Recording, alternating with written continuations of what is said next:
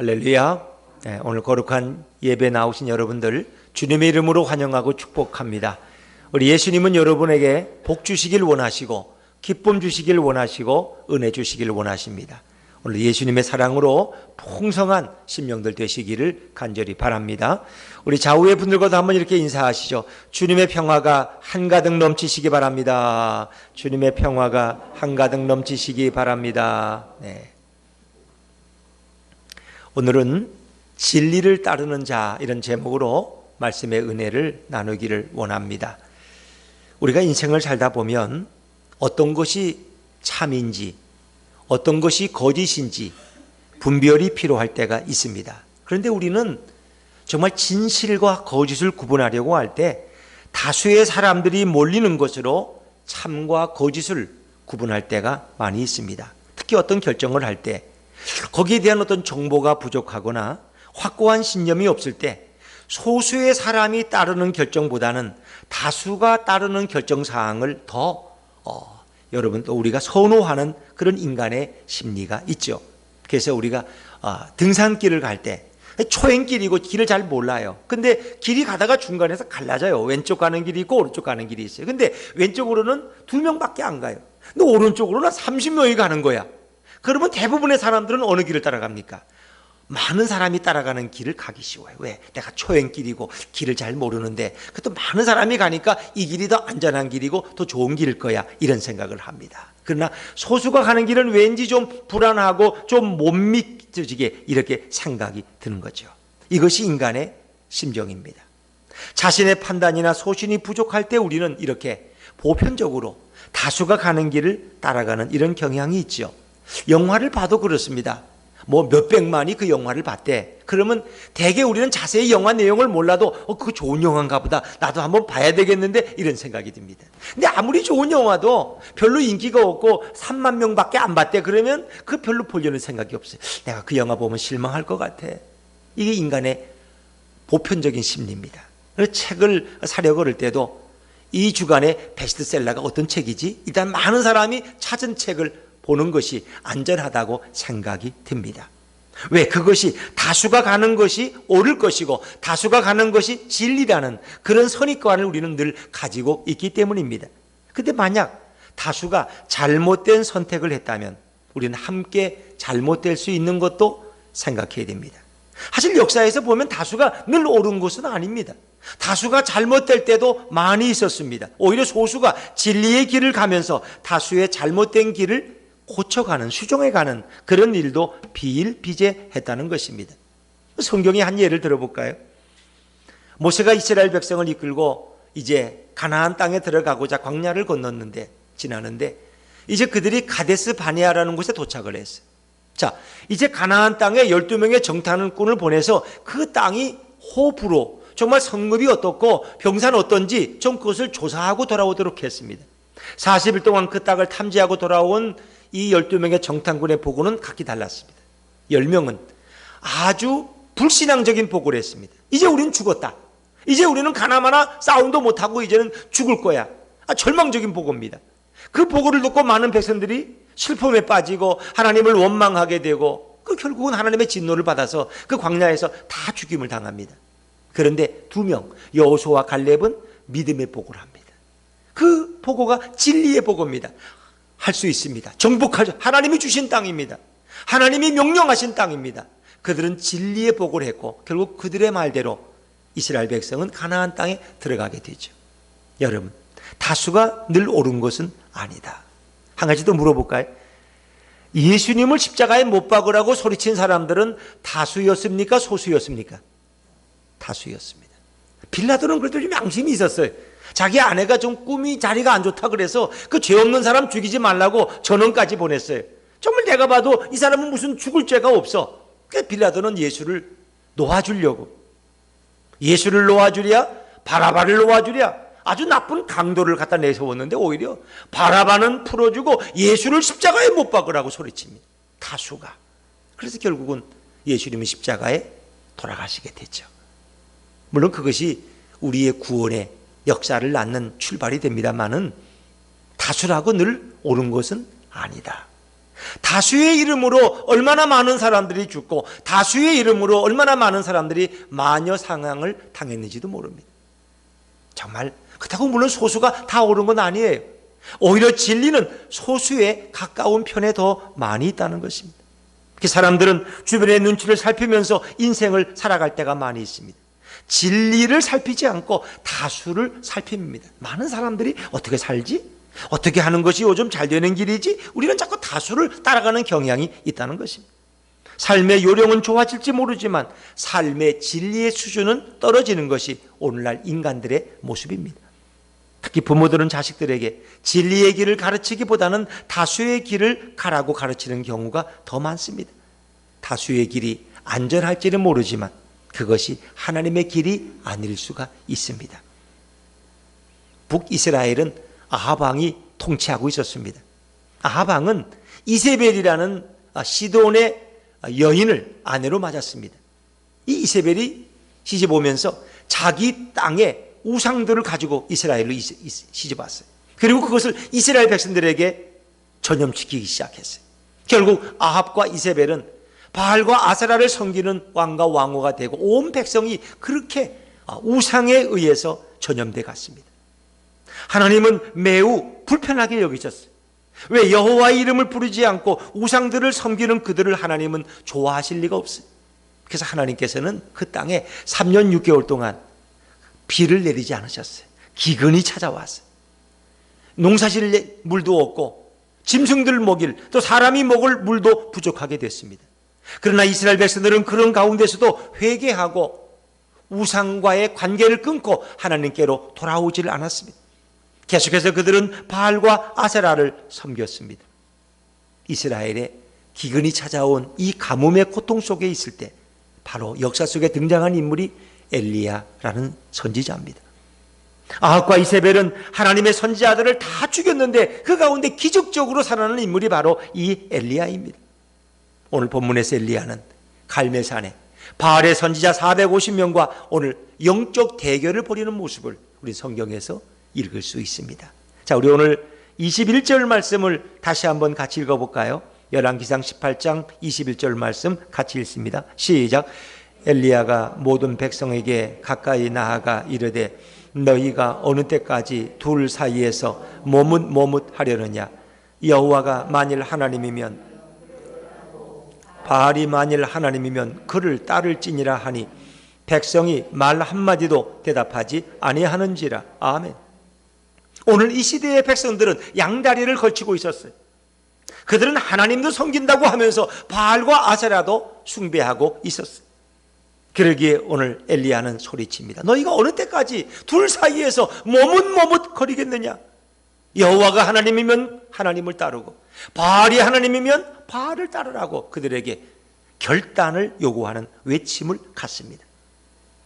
여러분, 이렇게 450명의 바알의 제상들과 이 대결하는 사역은 매우 위험하게 보이지 않습니까? 왜? 엘리야는 지금 단신 혼자입니다. 근데 450명의 바알의 제상들과 싸워서 과연 이길 수 있을까요? 한 사람이 기도하는 것과 450명이 기도하는 그 결과가 어떻겠습니까, 여러분? 엘리야는 그래도 외칩니다.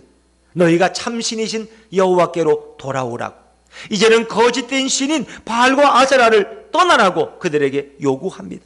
그럼에도 불구하고 이스라엘 백성들은 바알과 하나님 사이에서 머뭇거리고 있는 것입니다. 엘리야는 이제 이스라엘 백성들 앞에서 제안합니다. 정말 바알의 제단을 쌓았고 하나님의 제단을 쌓아서 그곳에 불이 내리게 하는 신이 진정한 신인 줄 알고 그 신을 우리가 믿고 따르자고 그런 선포합니다. 바알의 제사장들도 거기에 동의합니다. 그래서 모든 이스라엘 백성들을 다 갈멜산으로 불러서 이제 엘리야와 바알의 제사장들과 함께 불을 내리는 영적 대결을 하게 됩니다. 제단에 하늘에 불이 떨어져서 응답하는 그 신이 참신으로 받아들이기로 그들은 약속한 것입니다. 그때 바알의 제사장에 450명이 대표로 나오는데 엘리야는 홀로 하나님의 대표 선지자로 그들과 앞에 섰습니다. 바알의 제사장들은 먼저 제단을 만들고 그들은 신에게 불을 내려달라고 기도하기 시작합니다. 우리가 알다시피 그 시대의 바알은 불의 신입니다. 이스라엘 민족도 이런 사실은 굳게 믿고 있었습니다. 무려 바알의 제사장 450명이 장엄하고 화려하게 옷을 입고 불을 내리기 위해서 도열하고 서 있는데 그 모습이 과연 장관이었습니다. 거기에 비하면 엘리야는 홀로 너무나 초라하고 나약하게 다음 순서를 기다리고 있습니다. 자, 우리 오늘 엘리야의 고백을 들어보죠. 22절 말씀을 한번 읽어볼까요? 22절입니다. 시작. 엘리야가 백성에게 이르되 여호와의 선지자는 나만 홀로 남았으나 바알의 선지자는 450명이로다. 아멘. 자, 이건 엘리야가 생각해도 이건 도저히 게임이 되지 않는 그런 현상인 것입니다. 어떻게 혼자 450명을 대항할 수 있겠습니까?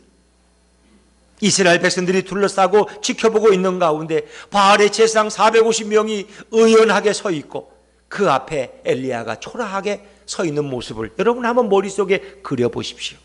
갈멜산 위에 수천 수만의 이스라엘 백성들이 두 눈을 부릅뜨고 누가 과연 참신인지 그 결과를 보려고 그들이 집중하고 있는 것입니다. 백성들의 입장에서 보면 바알의 제사장들은 멋진 예복을 입고 준수한 얼굴로 서 있습니다. 근엄하고 화려한 모습에서 마치 당장 하늘에서 불이 떨어질 것 같은 그런 분위기를 느낍니다. 그들이 기도하는 모습은 너무나 웅장해서 마치 하나님의 선지자처럼 보이고 그들의 경건하고 장엄한 모습은 모든 사람의 마음에 감동을 주기에 충분했습니다. 그러나 엘리야는 어떻습니까? 초라한 복장에 제대로 먹지도 못해서 야윈 모습으로 홀로 누추한 옷을 입고 갈멜산에 서 있습니다. 엘리야의 모습에서는 전혀 참신의 선지자의 근엄한 모습이라고는 찾아볼 수가 없습니다. 엘리야는 단 신 혼자였습니다. 엘리야는 매우 초라해 보였습니다. 엘리야는 기품도 없었고 극히 평범해 보였습니다. 반면 바알의 제사장들은 450명이니까 그 화려한 옷에 큰 무리를 이루고 있었습니다. 백성들의 눈에는 양쪽이 확연히 구분이 되지 않습니까? 왜? 다수가 있는 쪽에 뭔가 진리처럼 느끼잖아요. 신천지도 10만 명, 20만 명이 모인다 그러니까 사람들이 주눅이 들고 야 그거 진짜 아니야 그거? 그렇게 많은 사람이 믿는다는데 어떻게 신천지를 이단이라고 할 수 있어? 사람들은 그렇게 말해요. 제가 옛날에 섬기던 다른 동네 얘기를 하면은 좀 조심스럽긴 하지만 그게 이 이단으로 인정받는 뉴스에도 많이 나온 성락교회라는 교회가 있었어요. 근데 그 교회가 원래 제가 섬기던 교회 바로 그 앞에 상가에서 시작한 교회예요. 근데 하여튼 목사님이 워낙 부지런하고 새벽이면 동네 청소도 다 하고 그러면서 하여튼 그분 나름대로 귀신론을 제창해서 그렇게 사람들을 모았는데 몇십만이 모이는 무려 한 10만 명 되는 큰 교회로서 제가 예전에 섬기던 교회 가서 이단을 다루는 그런 시리즈 신문을 이렇게 교회 신문을 내는데 하필이면 그 성락교회 베레아 김기동에 대해서 그걸 이단을 냈어요. 그랬더니 교회 어른들이 보고 기겁을 하는 거예요. 이 교회를 건드리면 큰일 납니다. 예전에 그 영동북 구청에서 성락교회가 뭘 요구하는 걸 안 해줬대. 허가를 안 했더니 성락교회 교인이 몇만 명이 와서 영동북 구청을 이렇게 포위했대. 그래서 아무 일도 못했대. 그날 하루 종일 그냥 몇만 명이 영동북 구청을 포위하니까 큰일 날 뻔해. 절대 목사님 그런 일 하지 말라고. 아주 사정을 해. 사정을. 좀 미안한 얘기지만 저도 이제 간지 한 1년밖에 안 됐는데 그래서 그냥 저도 얼떨결에 야 이건 그런가 보다. 그리고 사실은 그 신문을 내보내질 못하고 그냥 소장시켜버리고 말았어요. 근데 그게 참 지금 부끄러워.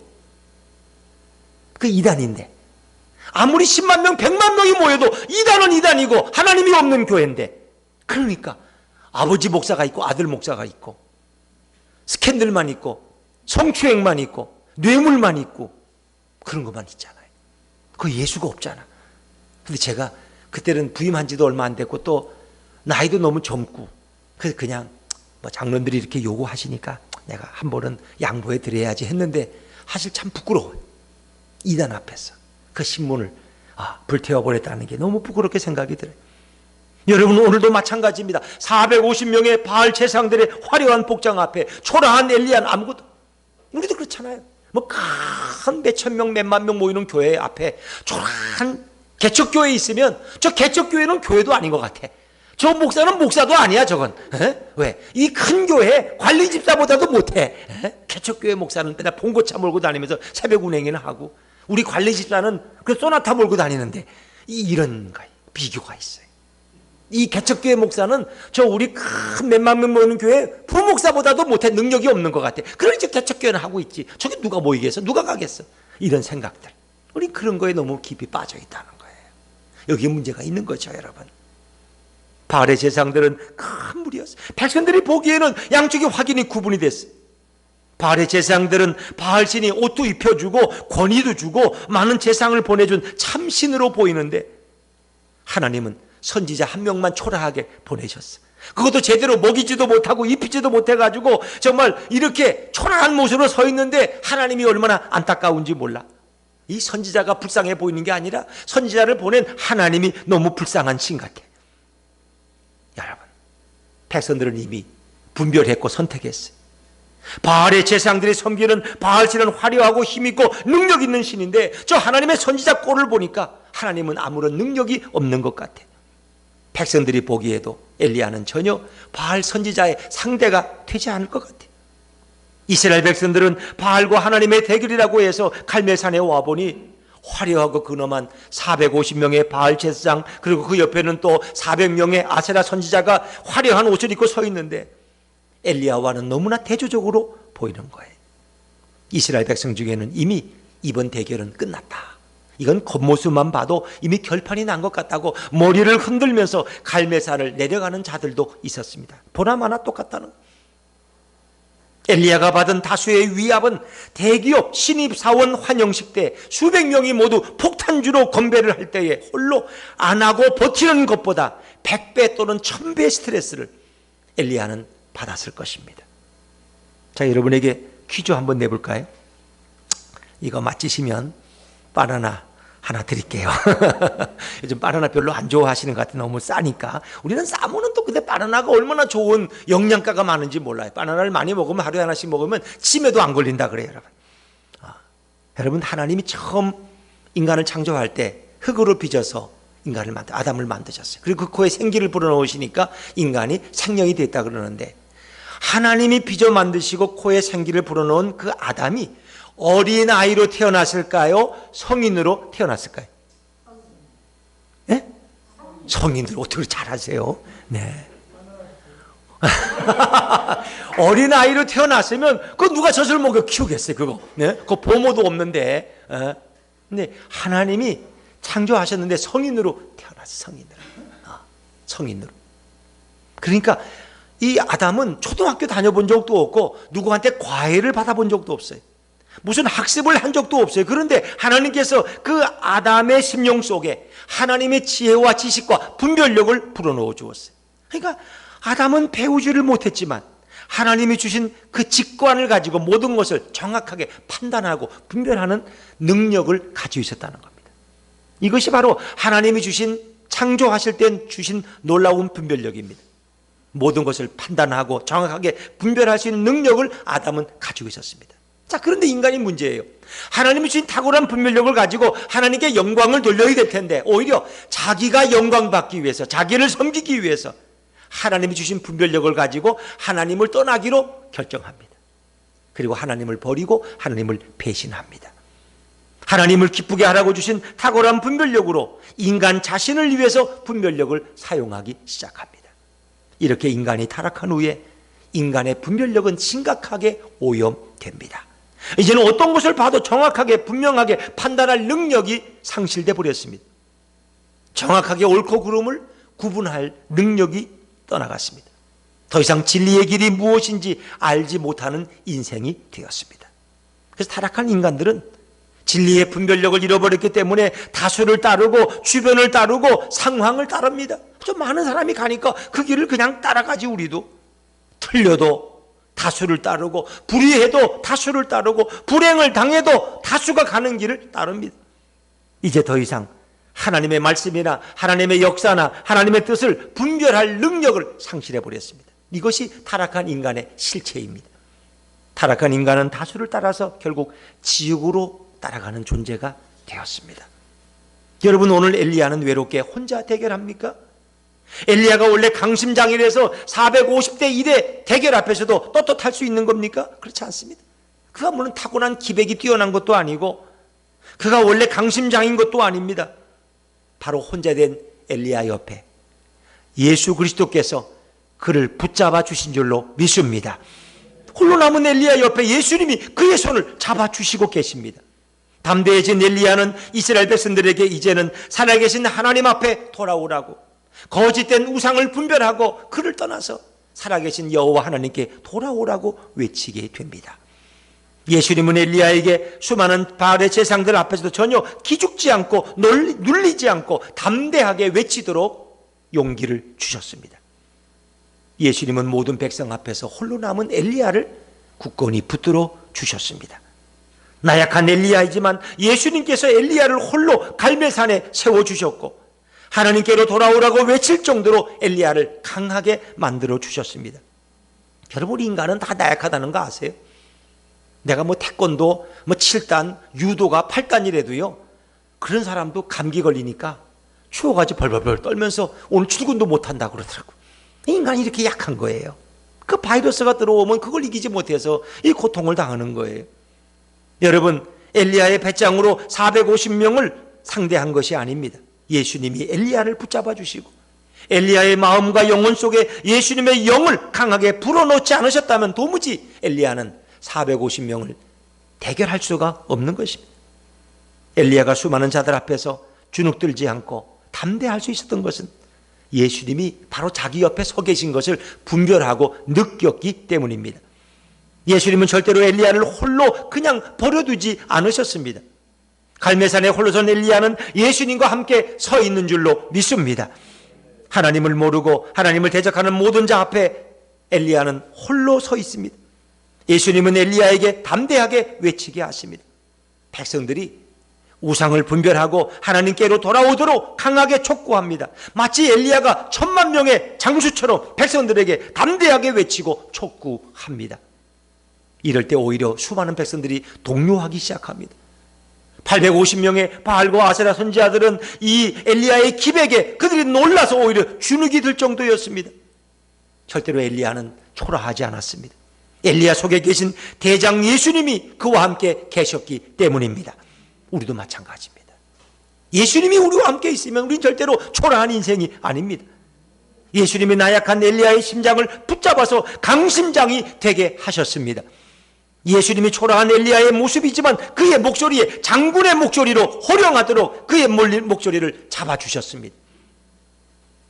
우리가 TV 보면 장군의 목소리가 있고 왕의 목소리가 있고 간신의 목소리가 있다는 거 아세요? 간신배의 목소리는 어때요? 막 깽깽깽 거리잖아요. 그렇죠, 대부분. 왕의 목소리는 굳게, 장군의 목소리는 힘이 있고 권세가 있어요. 근데 엘리야의 목소리를 그렇게 예수님께서 붙들어 주신 거예요. 엘리야의 나약한 음성이 아니라 예수님의 담대한 음성이 들려옵니다. 엘리야의 눈빛에서는 담대한 불빛이 쏟아지는데 그것은 바로 예수님의 예리한 눈빛입니다. 엘리야가 촉구한 것이 아니라 바로 예수님이 촉구하십니다. 450명의 바알의 제사장들은 엘리야의 당당한 모습 때문에 오히려 당황하고 그들이 기가 죽습니다. 엘리야는 초라하게 혼자 있었지만 예수님의 기품과 기백을 갖고 이스라엘 백성들에게 하나님을 따르도록 촉구하고 또 외쳤습니다. 그러면 여러분, 엘리야 옆에 서 계신 예수님은 도대체 어떤 분이실까? 어떤 분이길래 예수님이 옆에만 계셔도 엘리야가 그렇게 담대해질 수 있을까? 예수님의 본체는 전능한 하나님이십니다. 예수님은 홀로 남은 엘리야 속에서 역사하십니다. 예수님은 다수가 앞에 있어도 그들에게 눌리지 않으십니다. 예수님은 다수를 절대로 두려워하지 않는 분입니다. 예수님은 수많은 사람들 앞에서 떨지 않고 대담하게 하나님의 뜻을 전파하셨습니다.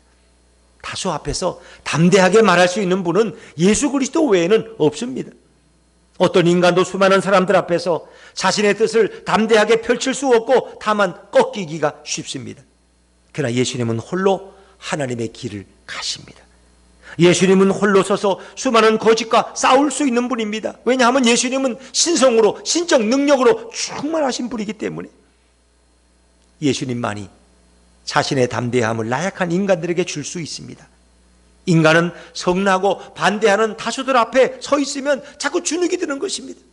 만약 여러분들이 막 째려보는 눈초리로 오늘 목사가 말실수만 해봐라, 내가 그냥 두나 하고 이렇게 째려보면 제가 겁이 나 설교를 못해. 주눅 들어가지고 말 조심하려다가 자꾸 말이 헛나와.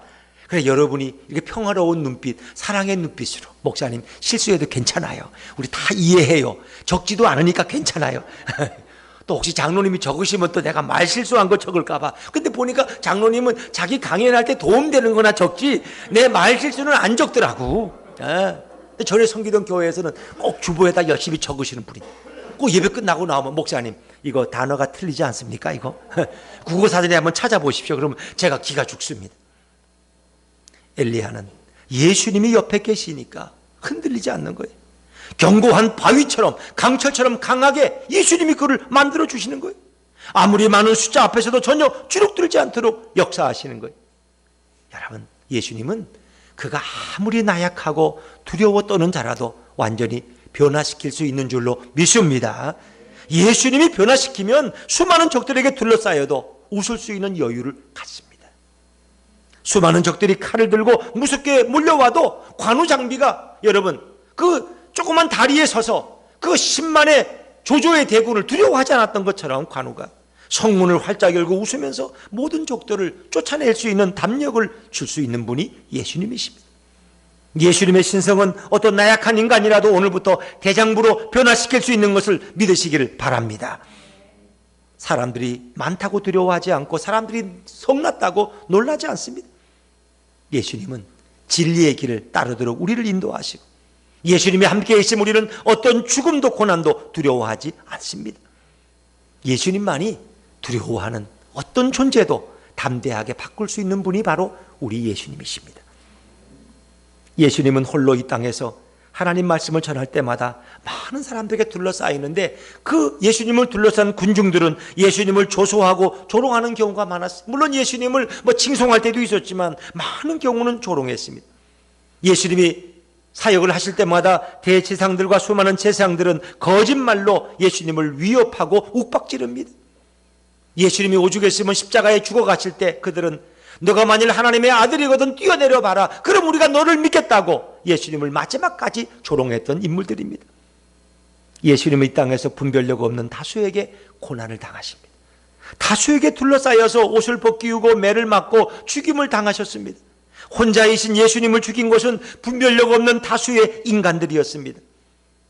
예수님을 십자가에 못 박도록 하는데 유대 대제사장들이 한몫했고, 거기에 백성들과 로마 총독 그리고 수많은 사람들이 거기에 힘을 모았기 때문에 그들의 합동작전에 의해서 예수님은 다수에 의해서, 군중에 의해서 십자가에 못 박힘을 당합니다. 예수님은 끝내 불의한 다수의 인간들과 수많은 대적 가운데서도 혼자 처참하게 죽어가십니다. 근데 예수님이 죽을 때는 겁에 질려 분별력이 없던 제자들도 다 도망가 버렸어요. 모두가 다 예수님을 떠나도 저만은 절대 떠나지 않겠다 했던 12사도들도 결국 다 도망가 버리고 말았어요. 예수님은 홀로 외롭고 쓸쓸하게 죽어가셨어요. 예수님이 초라한 모습으로 늘 혼자 말씀하셨기 때문에 사람들은 예수님이 잘못되고 틀렸다고 생각했어요. 저 갈릴리에서 온 저 선지자, 시골 선지자가 뭘 알겠느냐고 예수님을 무시했어요. 예수님의 외모와 누추한 옷 때문에 그를 높이는 자가 아무도 없었습니다. 그리고 다수의 유대인들은 다수의 법칙과 만장일치로 혼자 되신 예수님을 처참하게 죽였습니다. 예수님은 그러나 쉬지 않고 열정적으로 백성들이 하나님의 뜻을 분별하고 하나님께 돌아오도록 계속 가르치고 외치셨습니다. 하나님의 뜻을 분별하지 못하는 다수의 불의한 인간들에 의해서 예수님은 가장 비참한 죽임을 당하셨습니다. 예수님은 홀로 2000년 전에 이 땅에 오셨습니다. 그리고 수많은 사람들에게 하나님께로 돌아와야지 당신들이 구원을 받고 생명을 얻을 수 있다고 촉구하셨습니다. 예수님이 이 땅에 처음 오신 것을 우리가 초림이라고 그럽니까? 재림이라고 그럽니까? 초림이라고 그러죠. 처음 초자, 초림이. 두 번째 다시 오실 것을 우리가 재림의 예수님이라고 그래요. 예수님이 초림하셔서 사역하실 때 예수님은 홀로 오셨습니다. 예수님은 인간의 모습으로 이 땅에 혼자 오셨습니다. 예수님은 비서를 데리고 오지도 않으셨고, 많은 군중들을 대동하고 오지도 않으셨고, 군대를 데리고 오지도 않으셨습니다. 예수님은 홀로 이 땅에 오셔서 혼자 그 모든 사역을 다 이루십니다. 사람의 도움이나 사람의 조력이 예수님께는 전혀 필요가 없었습니다. 수많은 사람들은 분별력을 잃어버렸습니다.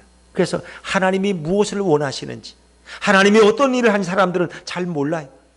예수님이 그리스도인지 분별하지 못하는 사람들이 대부분이에요. 대제사장들과 율법서와 서기관들은 예수님이 그리스도인지도 분별하지를 못했어요. 저 갈릴리 저 예수님이, 저분이 우리가 찾는 메시아 그리스도라는 걸 그들은 전혀 생각지를 못했어요. 대제사장의 높은 위치와 권력으로 사내들인 공회원들을 협박하고 설득해서 결국 예수님을 핍박하고 예수님을 죽이려고 여러 번 시도하게 되는 것입니다. 그러나 그럴 때마다 예수님은 포기하지 않으시고 핍박을 받을 때마다 더 분명하고 담대하게 외치십니다. 너희가 하나님께로 돌아와라. 어느 때까지 너희는 두 사이에서 머뭇머뭇거리겠느냐. 하나님께로 돌아오라고 외칩니다. 아무리 수많은 사람들이 대적하고 예수님의 말씀을 외면하고 공격하고 무시해도 예수님은 이 땅에 홀로 오셔서 담대하게 하나님께 돌아오도록 백성들에게 외치셨습니다. 예수님이 이런 사역을 할 때 누구와도 자신의 고통스러운 사역을 나눈 적이 없습니다. 예수님은 자신이 짊어져야 되는 그 십자가를 누구와도 나누지 않으셨습니다. 예수님은 홀로 모든 사역을 감당하셨습니다. 다수의 횡포와 억압 속에서도 전혀 예수님은 기죽지 않으셨습니다. 바로 오늘 성경은 갈멜산의 엘리야를 통해서 예수님의 모습을 계시해 주고 있습니다. 미리 구약을 통해서 자신의 초림 사역을 할 때의 모습을 분명히 우리에게 계시해 주고 계십니다. 계시의 핵심은 예수님이 이 땅에 오셔서 하나님을 분별하지 못하는 수많은 종교 지도자들과 대결하는 이 모습을 우리에게 보여주고 있습니다. 다시 말하면 엘리야가 구약에서 바알의 제사장들과 백성들 앞에서 대결하듯이 예수님은 하나님을 알지 못하는 유다의 대제사장들과 대결하십니다. 그래서 분별력이 없는 백성들에게 하나님께로 돌아오도록 촉구하십니다. 엘리야가 촉구한 것처럼 예수님도 촉구하고 계십니다. 엘리야가 혼자 대결한 것처럼 예수님도 혼자 대결하십니다. 이것이 바로 구약에 기록된 예수님의 초림의 모습입니다. 이분이 바로 이 땅에 홀로 오신 메시아이고 인류의 구원자이신 예수 그리스도십니다. 우리가 분별이라는 게 있죠. 여러분, 어떤 것이 옳고 그른 것, 진리냐 거짓이냐를 분별하는 것은 숫자에 의해 결정되지 않습니다. 다수가 손을 든다고 그것이 꼭 옳은 것은 아닙니다. 분별은 숫자가 많든 적든 옳은 결정이어야 되고 진리의 결정이어야 됩니다. 분별이란 예수님이 정말 무엇을 원하실까, 예수님이 지금 어디에 계실까, 이것을 바로 아는 것이 분별의 시작입니다. 분별은 나의 생각을 버리고 다수의 상황을 버리고 예수님을 따라가는 것이 분별입니다. 우리 예배 분들한테 한번 이야기하세요. 나의 생각을 버리고 예수님을 따르는 것이 분별입니다. 시작. 나의 생각을 버리고 예수님을 따르는 것이 분별입니다. 분별이란 다수의 사람을 따르지 말고 혼자이신 예수님을 따라가는 것입니다. 분별은 넓은 문 넓은 길이 아니라 때로는 좁은 문 좁은 길을 선택하는 것이 분별입니다. 자, 우리 마태복음 7장 13절 말씀을 자막해서 한번 같이 읽어보시죠. 시작. 좁은 문으로 들어가라. 멸망으로 인도하는 문은 크고 그 길이 넓어 생명으로 인도하는 문은 좁고 협착하여 찾는 이가 적음이니라. 아멘. 좁은 문으로 들어가라는 것입니다. 어찌 보면 분별이란 우리의 구원에 이르는 좁은 문을 바로 선택하는 것입니다. 넓은 문이 좋다고, 넓고 편한 길이 좋잖아. 근데 그 길이 멸망에 이르는 길이 될 확률이 더 많다는 것입니다. 인간들은 자신들이 판단하기 어려울 때에 다수의 사람들이 가는 길을 쉽게 결정합니다. 다수가 예수님을 따르지 않고 세상의 쾌락을 따라 살면 쾌락을 따르지 않는 자가 바보같이 보이고 요령이 없고 고지식한 것으로 인식할 때가 많이 있어요. 이것이 인간의 분별력의 한계입니다. 우린 예수님의 분별력을 소유해야 할 줄로 믿습니다. 이렇게 하면 아무리 소수의 길이라고 해도 옳은 길을 가고 진리의 길을 가고 구원의 길을 갈 수 있는 분별력을 우리는 가져야 하는 것입니다. 분별력은 나 홀로 하는 것이 아니라 분별력은 예수님과 더불어 하는 것입니다.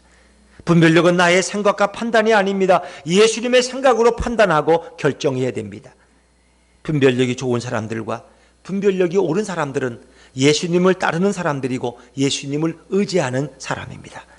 사도들과 종교 개혁자들의 길은 바로 분별력이 있는 소수의 길이었습니다. 6.25가 이제 얼마 안 남았습니다만은 6.25 때 그런 일이 있었답니다. 중공군 1개 중대가 약 수백 명 정도 되죠. 그분들이 한국에 있는 동부 전선의 한 군단에 공격하게 됐대요. 근데 그 군단이라는 건 숫자가 적어도 1만 명은 넘잖아요. 수만의 군사가 있는 것이 군단인데, 이 군단의 지휘관은 이 중공군 한 개 중대가 공격하는 것을 착각을 해가지고 그들의 연막술에 속아서 이 중공군이 어마어마하게 우리를 포위해 온다고 착각하게 됐어요. 그래서 어느 순간에 지휘관은 잘못 판단을 내리고 갑자기 무기와 보급품을 다 던져버리고 남쪽으로 갑자기 후퇴하게 됩니다. 결국 사령관이 이 분별력을 잃어버렸기 때문에 미군으로부터 받은 그 좋은 무기와 보급품을 다 적에게 넘겨주고 도망치고 말았다는 것입니다. 그렇습니다. 지휘관의 분별력이 무너지면 그 부대는 무너지고 망할 수밖에 없습니다. 이렇게 한국 부대는 참 부끄러운 전사도 가지고 있지만 그 후에 6.25 전쟁을 겪고 베트남 전쟁을 겪으면서 잘 싸우는 법을 서서히 배워서 지금은 한국 군대가 세계 최강의 군대가 된 줄로 믿습니다. 정확한 분별력은 인생에서도 매우 중요한 것입니다. 하나님이 주신 분별력으로 하나님을 버리고 세상의 쾌락을 찾았다는 인간들이 진리를 찾지 못하고 영원한 지옥으로 들어가는 불쌍한 영혼들이 있습니다. 하나님은 그 타락한 영혼들을 보는 거예요. 분별력을 잃어버린 영혼들은 늘 잘못된 길을 선택해서 그것이 멸망의 길인지도 모르고 지옥으로 가는 길인지도 모르고 따라가는 거예요. 그래서 이 돼지를 도살장으로 끌고 갈 때 돼지 앞에 콩을 던져놓으면 돼지는 꿀꿀꿀 대면서 그 콩을 먹으면 도살장으로 가는 길지도 모르면서 그거 먹으면 따라가는 거예요. 그 콩 먹는 재미. 우리도 그런 거예요. 세상에 쾌락을 쫓다 보면은 그것이 어디로 가는 길도 모르고 따라갈 수 있다는 것입니다. 우리 하나님께서는 무엇이 옳고 무엇이 틀렸는지 알지 못하는 인생들을 위해서 예수 그리스도를 우리에게 보내주십니다. 분별력 없는 무지한 인간들을 위해서 예수님을 이 땅에 보내십니다. 만약 예수님이 이 땅에 오지 않았다면 우리는 영원한 천국에 들어갈 수 없었을 것입니다. 하나님께서는 분별력을 잃어버린 인간들을 위해서 예수님을 보내주셨고 예수님은 우리 인간들을 올바른 분별력으로 인도해 주십니다. 예수님은 하나님 아버지의 보냄을 받고 이 땅에 오셔서 우리가 듣든지 아니 듣든지 계속해서 하나님의 뜻을 분별할 수 있도록 우리를 가르쳐 주셨습니다. 하나님 아버지의 풍성한 사랑이 아니었다면 우리는 어떻게 예수를 믿고 예수님을 통해서 구원받을 수 있겠습니까? 정말 예수님을 보내신 이 하나님의 계획은 너무나 놀라운 것입니다. 이제 누구든지 하나님이 보내신 예수님의 말씀을 귀담아 들으면 다시 분별력을 회복시켜 주십니다. 이렇게 하나님 아버지의 은혜는 풍성하고 심오한 것입니다. 여러분, 엘리야는 예수님의 도우심으로 하나님을 모르는 수많은 사람들 앞에서 담대하게 참 신이신 하나님을 분별하고 돌아오라고 외칩니다. 엘리야가 다수 앞에서 외친 것은 전능하신 예수님이 바로 자기 옆에 계셨기 때문입니다. 예수님이 함께 서 계시면 아무리 다수가 강하고 다수가 억압을 해도 굴복하지 않고 예수님의 심장으로 더욱 강해질 수 있습니다. 엘리야를 쓰러뜨리고 주눅들게 하려면 옆에 계신 예수님을 먼저 쓰러뜨려야 하고 먼저 예수님을 주눅들게 해야 됩니다. 근데 그 누구도 예수님을 넘어뜨릴 자가 없고 예수님을 주눅들게 할 자가 없다는 겁니다. 예수님은 엘리야에게 분별력을 주셔서 보이지 않는 하나님을 보게 해주시고 자신이 다수의 바알의 제사장들과 싸워서 이길 것을 미리 알려주셨습니다. 이렇게 하나님의 뜻을 분별할 수만 있다면 엘리야가 얼마나 담대하게 갈멜산에서 싸울 수 있고 이길 수 있겠습니까? 여러분, 우리가 전쟁이 참 불행한 거죠. 그런데 전쟁에서 내가 이긴다는 보장만 있다면 그것처럼 또 신나는 일이 없다 그럽니다. 총알이 날아오는 전쟁터에서 반드시 내가 죽지 않고 승리할 수만 있다면 누가 겁을 먹고 참을 속에 꼭꼭 숨어서 떨기만 하겠습니까? 반드시 전쟁터에도 죽지 않고 승리한다는 보장만 있다면 얼마나 신나게 싸우고 얼마나 대담하게 싸우며 얼마나 즐겁게 싸우지 않겠습니까? 바로 엘리야는 하나님의 뜻을 정확하게 분별했기 때문에 홀로 갈멜산에서 하나님의 뜻을 분별하지 못해서 바알을 숭배하는 다수의 백성들과 950명의 바알과 아세라의 선지자들 앞에서도 전혀 주눅들지 않고 오히려 담대하게 대결할 수 있는 것입니다. 그 당시에 백성과 바알 제사장들은 모두가 한 통속이었고 엘리야의 대적자들이었습니다. 엘리야를 의심했던 자들이고 엘리야를 죽이려고 한 사람들이었습니다. 그러나 하나님의 뜻을 정확하게 분별한 엘리야는 숙제 안 해온 학생들을 호통치는 선생님처럼 백성들에게 하나님만을 따르라고 호통치듯이 담대하게 외치면서 바알 제사장들의 길을 마음껏 꺾어놓을 수 있었습니다. 다수의 바알 제사장들은 엘리야의 담대한 승리의 눈빛과 말투에서 이미 그들은 기가 죽었습니다. 자신들의 그 많은 숫자에도 주눅들지 않은 엘리야를 바라보면서 그들은 경이로움을 느꼈고 마침내 두려움에 사로잡힙니다. 저 엘리야가 믿는 하나님은 진정한 신인가 봐.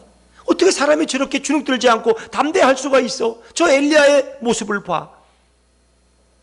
엘리야는 오히려 450명 앞에서 매우 담대하고 아마 재미있게 그 상황을 즐길 수도 있었을 것입니다. 왜? 예수님이 승리를 보장해 주시고 예수님이 분별력을 주셨기 때문에 그는 조금도 두렵지 않은 것입니다.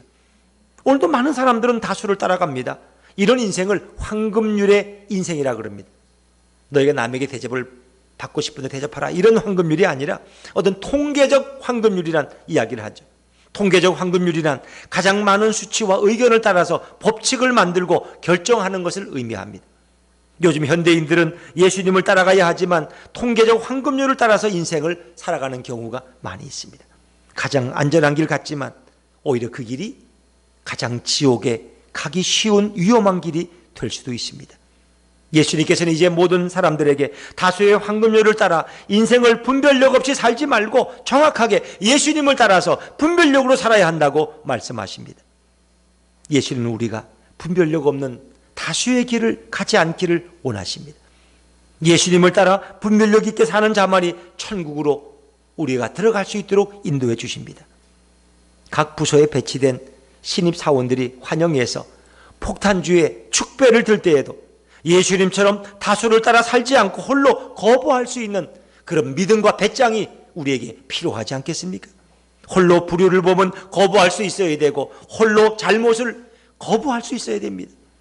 예수님처럼 엘리야처럼 홀로 자신의 영혼과 마음을 지키는 자들만이 가정을 든든히 지킬 수 있고 배우자를 든든히 지킬 수 있고 자신의 복된 미래를 든든히 지키고 예수님의 뜻을 끝까지 지킬 수 있습니다.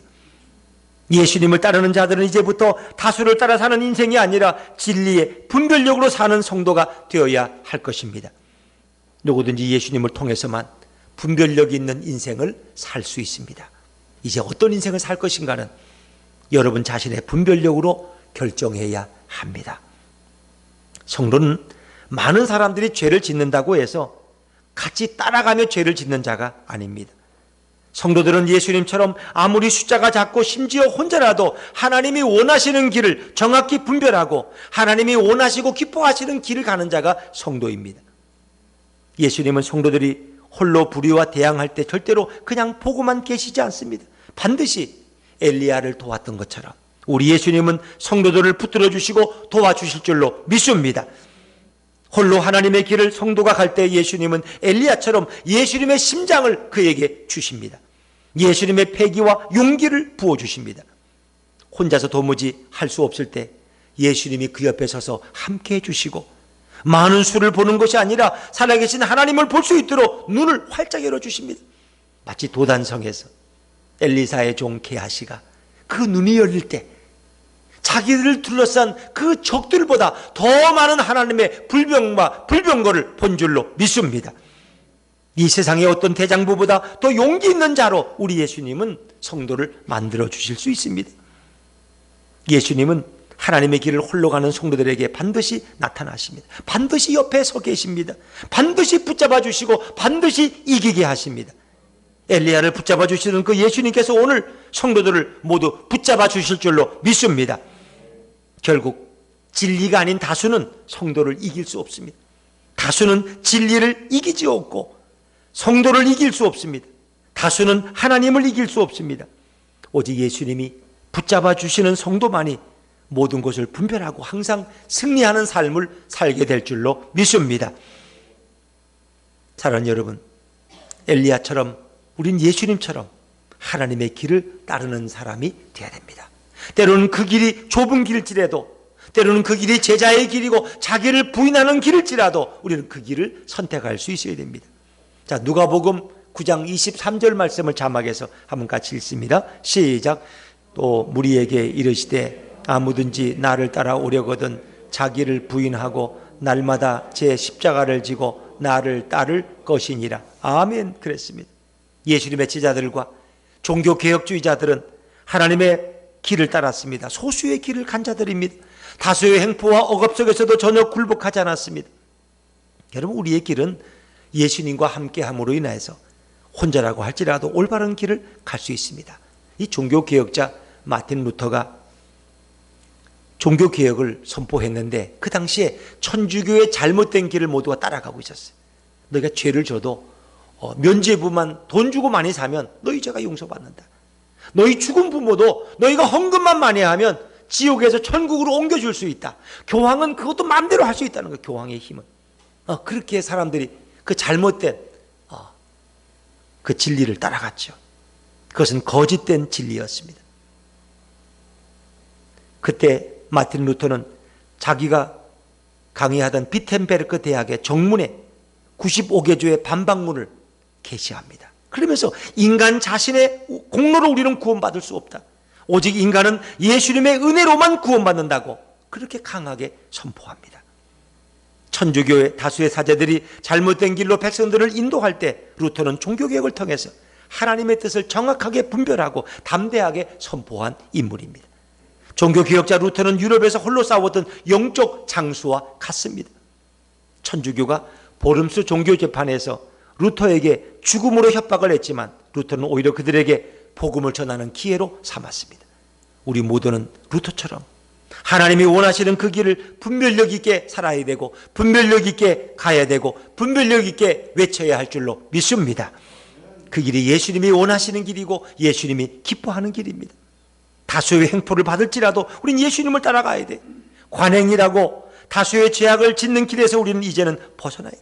직장에도 어떤 관행이 있어요. 그 정도는 다 하는 거야. 그래도 우리는 예수님의 길이 아니면 그것을 거부할 수 있어요.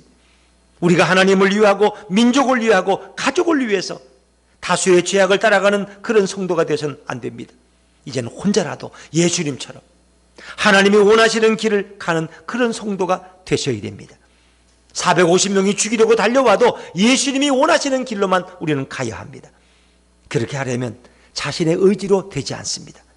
예수님의 뜻을 알 수 있는 분별력이 내게 있어야 되고 예수님이 내 안에 계신 것을 고백하고 인정할 수 있어야 돼. 예수님의 분별력은 새벽에 나와서 기도하는 자만이 가질 수 있고 얻을 수 있습니다. 어떤 인간이 스스로 자신의 분별력으로 인생을 살아가고 스스로 진리를 알 수 있을까요? 타락한 인간에게는 그런 분별력이 없어요. 우린 예수님의 분별력을 받아야 됩니다. 그러려면 제일 좋은 것은 여러분이 새벽 기도 나와서 말씀을 듣고 예수님께 분별력을 달라고 엎드리는 것입니다. 새벽 기도 나올 수 없는 분들은 내가 있는 그곳에서 시간을 정해놓고 하나님의 말씀을 읽고 그리고 하나님 앞에 부르짖고 기도하는 것입니다. 정말 내가 다수를 쫓아가지 않고 예수님을 쫓아가는 그런 성도가 되게 해달라고 기도하셔야 됩니다. 내 자신의 분별력을 버리고 예수님의 분별력을 갖게 해달라고 우리는 기도해야 됩니다. 정말 예수님의 분별력으로 우리가 충만해지면은 세상의 어떤 것도 우리는 다 분별할 수 있고 정확하게 파악할 수 있습니다.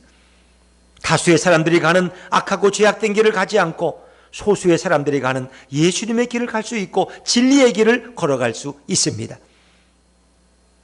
우리가 기도 시간을 정해놓고 정기적으로 기도하는 자만이 바로 이 시대 엘리야 같은 민족의 영웅이 될 수 있습니다. 새벽을 깨우는 자는 세상의 모든 거짓과 유혹에 대한 정확한 분별력으로 죽음을 거부하고 생명의 주님께 달려갈 수 있습니다. 이런 성도는 예수님이 엘리야처럼 함께해 주십니다. 이런 성도는 홀로 갈매산에서 담대하게 외칠 수 있습니다. 이제 우리 예수품교회 성도님들은 날마다 기도의 자리를 사모하시고 새벽을 깨움으로 정확한 분별력으로 인생을 살아가고 오직 진리의 편에만 설 수 있는 아름다운 성도들 다 되시기를 주의 이름으로 축원합니다. 축원합니다.